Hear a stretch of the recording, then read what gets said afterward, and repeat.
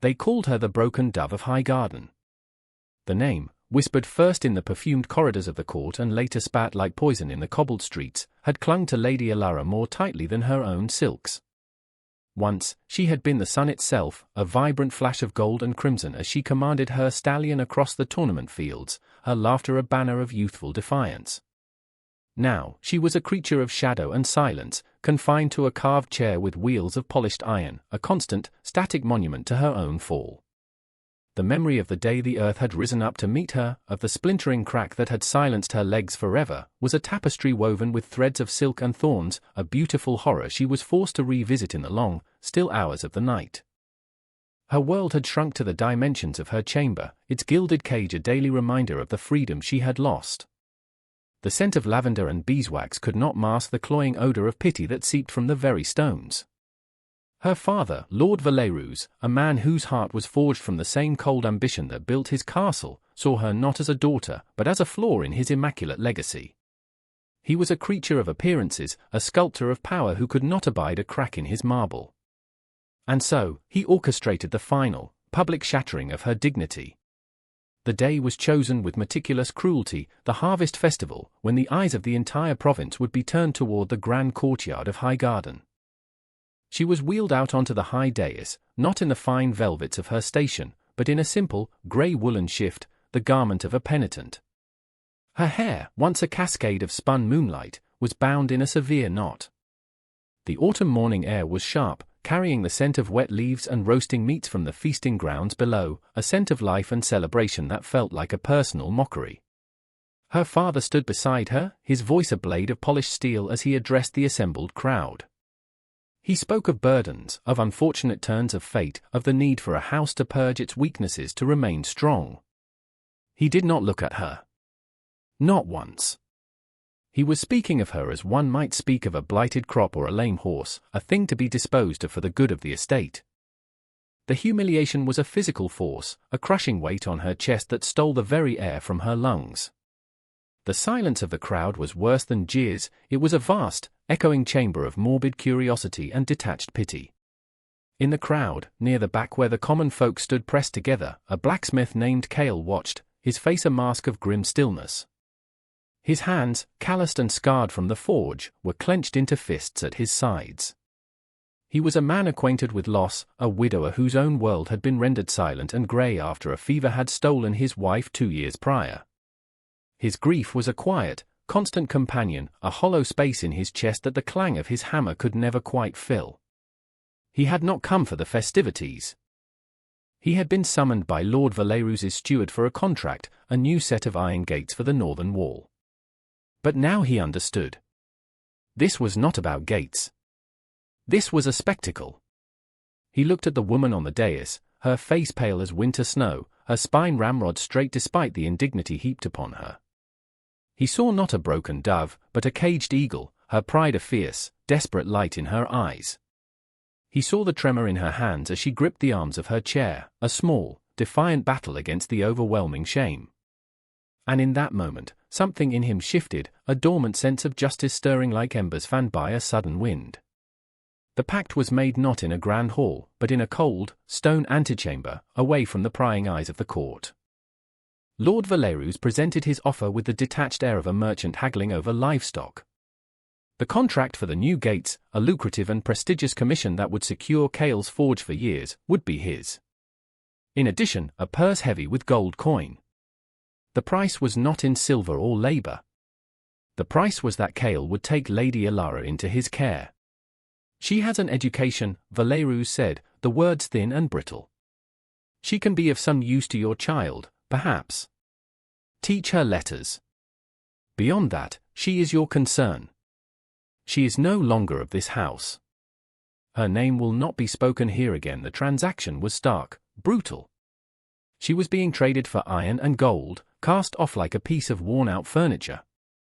Alara sat in her chair, a silent witness to her own sale, the world dissolving into a blur of sound and fury.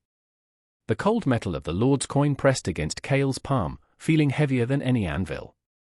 He looked from the Lord's cruel, dismissive face to the woman's, and saw the flicker of terror she fought so hard to conceal.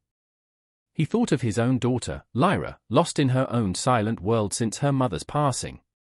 He gave a single, curt nod. The deal was struck. His honor felt the sear of it, but a deeper instinct, one of protection and a strange, defiant compassion, had already taken root. The journey from the cold grandeur of the castle to the humble, rustic world of the blacksmith's forge was a descent into a different reality.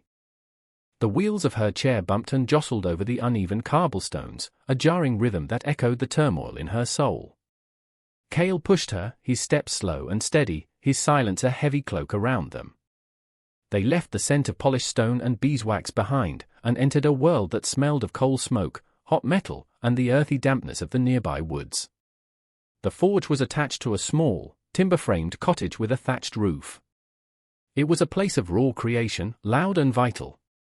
The great bellows sighed like a sleeping giant, and the air was thick with a heat that felt alive. He guided her into the cottage, the space small but immaculately clean. A fire crackled in the hearth, casting a warm, dancing light over simple wooden furniture and a small, sleeping child bundled in furs on a pallet bed. This was Lyra. Her face, even in sleep, was etched with a delicate sadness. The contrast with her former life was a physical blow. The echoing halls of Highgarden were replaced by the intimate proximity of a single room. The silken tapestries were gone, replaced by walls of rough-hewn wood. Yet, there was a warmth here, a sense of lived-in life that her sterile chamber had never possessed. Ilara expected coarseness, perhaps resentment. She was, after all, a burden he had been paid to assume. Instead, Cale's first act was one of startling, profound kindness. Without a word, he lifted her from the cold, confining chair. His movements were not rough or clinical, they were careful, surprisingly gentle. His arms were corded with muscle, the strength of his trade evident, yet he held her as if she were made of spun glass. He carried her to the hearth and settled her into a cushioned wooden chair, the one closest to the life-giving warmth of the fire. He then fetched a thick, woolen blanket, worn soft with use, and draped it over her legs, his large, calloused hands brushing against her knees for a fleeting, respectful moment. The simple, unasked-for gesture was so unexpected it almost broke her. For months, she had been handled by servants with a mixture of practiced efficiency and subtle revulsion. She had been an object, a task. But in this stranger's hands, for the first time since her fall, she felt like a person. A profound and painful gratitude constricted her throat, leaving her unable to speak. She could only watch him as he moved back to the fire, stoking the flames, his broad back a bastion of quiet strength against the encroaching twilight. Later that evening, after a simple meal of bread and stew eaten in a shared, contemplative silence, the true motive for his strange bargain was revealed. Lyra had woken, her eyes wide and dark, fixing on Ilara with a solemn, unblinking curiosity. She did not speak. She had not spoken a single word, Cale explained in a low, rumbling voice that seemed to vibrate with the ache of memory since the day her mother had died. "The physicians say her throat is sound," he said, his gaze fixed on the fire. "They say the grief bit stole her voice. She lives in a world of silence. They told me she needs a spark, something to reach her where she is." He finally turned to look at Ilara, his eyes clear and direct, devoid of pity. "Lord Valerus said you had an education. That you could read. That you knew histories, songs. I do not need a servant, my lady. I need a teacher. I need someone who can open a door for my daughter that I do not know how to find." It was a pivotal, earth-shattering moment. He had not taken her for gain, or out of a misguided sense of charity. He had seen a use for her, yes, but not for her body or her name. He had sought out her mind. In the ashes of her public humiliation, a tiny, fragile seed of purpose was planted. She was not just a broken body. She was needed. She looked from the hopeful, desperate face of the father to the haunted, silent face of the child, and for the first time in a year, she felt a flicker not of what she had lost, but of what she might yet have to give. The days that followed fell into a gentle, unfamiliar rhythm. Ilara would spend the sunlit hours with Lyra, a small slate and chalk her new instruments of power. She started with simple letters, shaping them with a hand that still remembered the fluid grace of a quill. She drew pictures of animals and castles, telling Lyra the stories her own nurses had told her. She recited poetry from memory, her voice, at first thin and hesitant, growing stronger with each passing day as she filled the cottage silence with the forgotten music of words. Lyra was an attentive, intelligent student. She would watch, her dark eyes absorbing everything, and then meticulously copy the letters onto her own small slate. She communicated with gestures, with a tilt of her head, with the expressive depth of her gaze. A bond began to form between them, a silent understanding that transcended speech.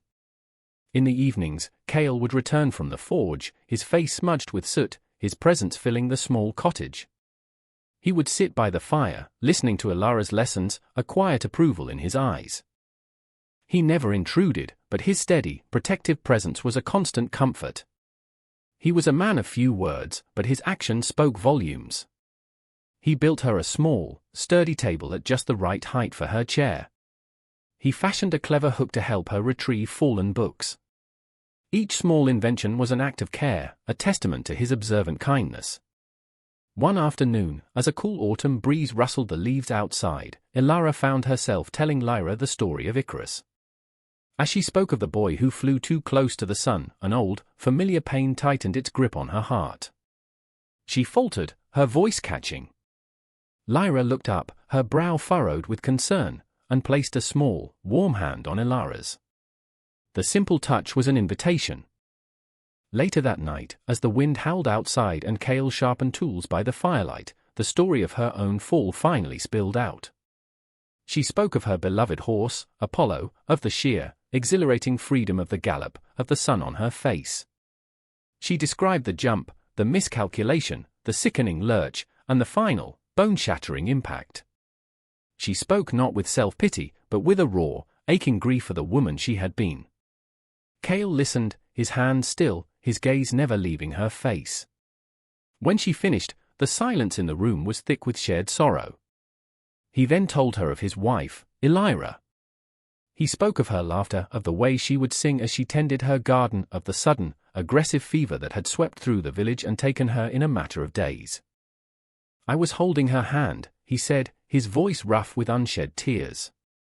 One moment she was breathing, the next, she was just gone. And the silence she left behind, it swallowed my daughter's voice in that shared confession of loss. A profound bridge was built between them. They were two broken people, scarred by different tragedies, who had found in each other's presence a fragile, unexpected shelter. Their shared vulnerability was a bond far stronger than any pact of gold or iron. The storm broke a week later, a furious, primal assault of wind and rain that seemed intent on tearing their small world apart. Thunder cracked overhead like the sky itself was splitting, and the wind shrieked through the eaves of the cottage. The fire in the hearth sputtered and recoiled as violent draughts swept through the room. Lyra, terrified, crawled into Ilara's lap, burying her face in the folds of her dress. Then, with a sound like a giant's fist striking the roof, a massive oak branch, heavy with rain, crashed down upon the cottage. The timbers groaned, and a section of the thatched roof gave way, allowing a torrent of icy water and debris to pour into the room, extinguishing the fire and plunging them into near-total darkness. Cale reacted instantly. With a low cry, he crossed the room in 2 strides, gathering both Ilara and the trembling Lyra in his powerful arms, lifting them as one. He carried them away from the breach, to the driest, most sheltered corner of the cottage. The darkness was absolute, broken only by fleeting, brilliant flashes of lightning. He did not put them down. He held them close, his body a solid, warm shield against the raging storm and the encroaching cold. Ilara's head was pressed against his chest. She could feel the steady, powerful beat of his heart against her cheek, a rhythm of life and strength in the midst of chaos. His arm was a band of iron around her, protecting her, holding her. In that terrifying, intimate darkness, with the storm howling its fury around them, the world shrank to the circle of his embrace. It was a touch born of crisis, not of romance, yet it was charged with an unspoken current that left them both breathless. It was protection. It was comfort. It was a silent confession of something deeper, something that neither of them yet had the words to name. As winter began to lay its cold, white blanket over the land, their life settled into a quiet domesticity. The roof was repaired, the fire rebuilt, but the intimacy forged in the storm remained. A silent language developed between them, a tapestry of shared glances, small, unconscious gestures, and comfortable silences. Ilara would watch his hands as he worked with wood or leather in the evenings, marveling at the way such large, powerful hands could perform such delicate tasks. He, in turn, would often pause in his work, listening as she taught Lyra a new song, a small, rare smile touching his lips. Lyra was the heart of their fragile new family, a silent bridge between their two worlds. She blossomed under Ilara's care, her mind sharp and inquisitive, her spirit slowly emerging from its shell of grief. She would often take Cale's hand and Ilara's hand and press them together, a simple, innocent act that sent a jolt of awareness through them both. But their small sanctuary could not remain hidden from the world forever. The whispers that had started in the castle town began to drift down to the village. Malicious gossip, likely seeded by Lord Valerus himself, began to circulate. The blacksmith who kept a broken noblewoman as a pet. The fallen lady who had lowered herself to live in squalor with a commoner. The community, once respectful of Cale, began to eye him with suspicion and scorn. His customers became fewer. The merchants in the market would shortchange him. The ostracism was a slow, creeping poison, designed to isolate and break them. The pressure culminated in a formal summons. A liveried guard of House Valerus arrived at the forge one morning, his presence an arrogant intrusion. Lord Valerus demanded their presence at the castle. The confrontation took place in the same ground hall where Ilara had once danced. Her father sat upon his high seat like a king on a throne, his face a mask of cold fury. He accused Cale of taking advantage of his daughter's condition, of tarnishing his family name by keeping her in filth. He offered Cale more gold to simply make her disappear, to send her away to some remote convent where she would never be seen again. The cruelty of it was breathtaking. Cale stood his ground, his voice low and steady. "She is not a thing to be bought or sold, my lord. She is my daughter's teacher. She is an honored member of my household." It was then that Ilara found her voice. For the first time, she spoke directly to her father, not as a broken child, but as his equal. "You speak of honor," she said, her voice clear and ringing in the vast hall, startling them all. "You, who traded your own flesh and blood for a set of iron gates. You speak of filth? There is more dignity and kindness in the soot of that man's forge than in all your polished stone and gilded lies. I am not the one who is broken, father. You are the defiant stunned Valerus into silence." He saw before him not the shamed creature he had discarded, but a woman of formidable strength, a queen reigning from a simple wheeled chair. His face contorted with rage, and he banished them from his sight, vowing to ruin them completely. The vow was not an empty threat. Lord Valerus used his immense influence to systematically dismantle Cale's life. He leaned on the guild, and Cale's contracts dried up completely. He pressured suppliers, and suddenly no one would sell him coal or iron. They were besieged, cut off. The gold he had been given dwindled, spent on food and necessities. They faced the prospect of starvation as winter deepened. Desperation settled over the small cottage like a shroud of freezing mist. One night, with their last loaf of bread on the table and the fire burning low, the despair became overwhelming. Cale sat staring into the embers, his face etched with failure. "I have failed you," he whispered, his voice cracking. "I brought you into this, and I cannot protect you. I cannot even feed you." Ilara reached out and placed her hand over his. "You have not failed me," she said softly. "You have saved me." He looked up, his eyes filled with a raw, painful vulnerability. In that moment of shared ruin, with everything stripped away, only the truth remained. "Ilara," he breathed her name, the sound a prayer. He couldn't finish. She knew. She felt it too, a love that had grown in the quiet spaces, nurtured by kindness and forged in shared adversity. "I know," she whispered, her own tears finally falling. "I love you, Cale." He closed his eyes, his rough hand gripping hers tightly. "And he confessed, his voice thick with an emotion he had thought long dead. Their love, confessed in the heart of their despair, was not a solution to their problems, but it became their last, unbreakable fortress. It was their ultimate act of rebellion against a world that had tried to crush them. But love alone could not fill their bellies. It was Elara, with her mind honed by years of noble education, who devised their path to salvation. She remembered the laws of contract and commerce her tutors had drilled into her. She remembered the intricate legal framework that governed the guilds and the nobility, a framework her father felt himself above, but was still bound by. The pact he had made with Cale, the one he had so callously presented as a sale, was, in legal terms, a contract for services. He had contracted Cale to provide for her care and education. By actively seeking to ruin Cale's livelihood, Lord Valerus was in breach of his own agreement. It was a subtle, brilliant insight. The weapon to defeat him was not a sword, but the very laws he used to maintain his power. Their plan was audacious. It required allies. Cale, remembering a kindness he had once shown to the village priest, Father Theron, sought him out. He explained the situation not as a complaint, but as a moral and legal dilemma. Theron, a man who had long been troubled by Lord Valerus's arrogance, saw the truth in their story. He had seen the change in Lyra, had witnessed the quiet dignity with which Cale and Elara carried themselves amidst the scorn. He agreed to bear witness. Their integrity also began to sway the common folk. An act of shared hardship, when Cale gave their last bit of bread to a neighbor whose child was sick, did more to win them support than any decree. The community, finally seeing past the Lord's slander, began to offer small, secret gifts of food and firewood. They were no longer entirely alone. The final confrontation was not a battle, but a meticulously orchestrated legal proceeding held before the provincial magistrate, with Father Theron and several respected village elders present as witnesses.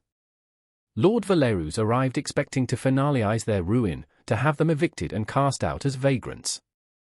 He was met instead by Elara, who acted as her own counsel. With calm, unassailable logic, she laid out the terms of the original pact. She presented the contract for the gates, and then, using her father's own words against him, detailed his verbal agreement for her care. She did not speak of cruelty or injustice, she spoke only of contractual obligations. She presented witnesses from the village who testified to her father's systematic campaign to prevent Cale from fulfilling his end of the bargain by destroying his ability to earn a living. My Lord Father, she concluded, her voice steady and clear, did not simply discard me. He entered into a binding agreement. An agreement he has now deliberately and maliciously broken. By the very laws he is sworn to uphold, he is the one at fault. The magistrate, a man of the law above all else, was compelled by her argument. The evidence was irrefutable. Lord Valerus was trapped by his own arrogance. His attempt to use his power had been exposed as a flagrant breach of contract. He was publicly admonished and heavily fined, the sum awarded to Cale as damages. But the true cost was his reputation. He was defeated not by force, but by the intelligence of the daughter he had dismissed as worthless. He left the hall a diminished man, his power exposed as hollow, his honor in tatters. He was a perfect mirror of the broken soul he had tried to create in his own daughter. They returned to the forge not in triumph, but in quiet peace. The gold from the find was more than enough to secure their future, but they felt no desire to leave their humble home. It was not a place of squalor, it was the place where they had been reborn. The cottage, with its scent of wood smoke and its warm, welcoming hearth, was their true kingdom, built not on stone and power, but on resilience, kindness, and love. They had not reclaimed an old life, they had forged a new one, one of greater value than any noble title. Their victory was not in their enemies' defeat, but in the life they now had the freedom to build together. The community, their respect won, now embraced them. The forge was busy once more, its rhythmic clang a song of life returning. One evening, a few weeks later, a new kind of miracle graced their small home. Elara was sitting by the fire, reading a story aloud. Lyra was nestled beside her chair, her head resting against Elara's knee, while Cale worked quietly at his table. Elara finished a line about a brave princess and paused. In the quiet that followed, a small, clear voice filled the room. Mama, the word was soft, hesitant, yet perfectly formed. Elara and Cale both froze, their eyes meeting across the room in shared, breathtaking disbelief. Lyra was looking up at Ilara, her face alight with a radiant, wondrous smile. She reached up and touched Ilara's cheek. "Mama," she said again, more confidently this time. Then she turned, her bright eyes finding her father. Papa, the silence that had held their family for so long was finally, beautifully broken. Cale crossed the room and knelt, gathering both his daughter and the woman he loved into his arms, his own silent tears of joy finally falling freely. The healing was complete. The wounded child could speak. The grieving father could love again. And the broken noblewoman had found her true worth, not in a castle or a title, but in the heart of a new, true family. Their story was a testament to a simple, powerful truth, that true nobility is not a matter of birth or blood. It is forged in the heart, tempered by adversity, and measured by the capacity to love. Your worth is not defined by how others see you, but by the strength and kindness you discover within yourself, a treasure that no one can ever take away.